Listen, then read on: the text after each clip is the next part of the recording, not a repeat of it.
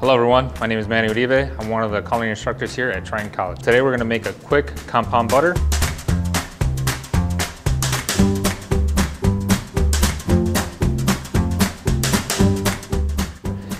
This is going to be useful for pretty much anything you like. Later on today we're going to be making a steak dish. We're going to start off with garlic head. All we're going to do is cut it open, and then we're going to incorporate a little bit of oil, extra virgin olive oil, a little bit of salt and pepper, create a little purse, and then what I recommend you do is, as you're already using the stove, the oven, you want to make sure that it kind of pops some of these in. These are great for multiple things. We're going to roast it. The final product's going to come out looking like this. Okay, so we have our roasted garlic heads. This takes about 45 minutes to an hour at 350. So once we have that, all you have to do is just pop the garlic right out.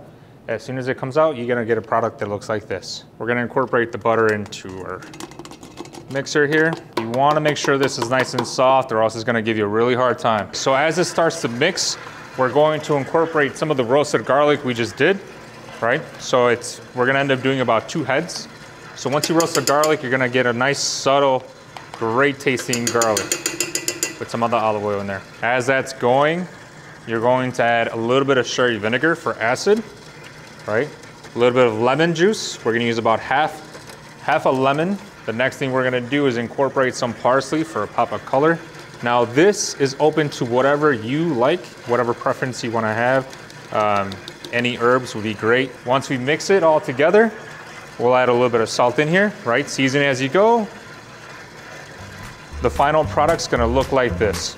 So you have this beautiful compound butter that you can modify with whatever you have in your fridge, whatever you have as a preference. So enjoy.